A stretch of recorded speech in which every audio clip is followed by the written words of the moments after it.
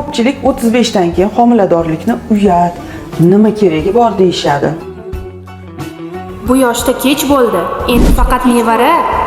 deydigan odamlardan yiroq bo'ling. Chunki bu insonlar qoloq fikrlaydigan va kechagi kun bilan yashaydigan insonlar.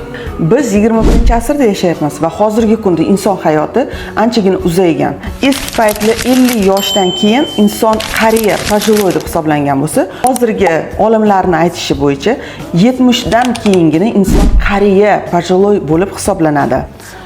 Hozirgi zamonaviy inson o'z sog'lig'i haqida qayg'urib, o'z vaqtida vitaminlarni ichib, doktorlarga borib, sport bilan shug'ullansa, umrini va yoshligini uzaytirishi mumkin. Burungi paytlar 35 dan o'tgan ayollarni eslang, kampir bo'lishgan.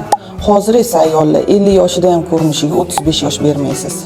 Mendan ko'pchilik yosh kelinlar va qizlar shu mavzuni yoritishimni so'rashdi. Yangi kelin tushdimi, turmushini boshida homilador bo'lmasa, katta farzandi 2 yoshga to'lmasdan keyingisiga homilador bo'lmasa, 5 yil ichida 3 ta farzandli bo'lmasa, uydagilar, qarindosh urug' tanish bilishlar jamiyat tomonidan juda ham qattiq tanqidga uchrashadi. Shunday kelin va oilalarga mening bitta maslahatim bor. Shoshilmang. Farzandingizga hamma sharoit qilib bera olishingizga ko'zingiz yetgandan keyingina farzand tug'ing. Ishoning, 60-70 yoshingizgacha farzandli ham bo'lasiz, nevarali ham bo'lishga ulgurasiz. Shu gaplarimga qo'shilasizlarmi? O'z fikringizni kommentariyada yozib qoldiring. Va 40 dan keyin homiladorlik serialimni kuzatib qoling.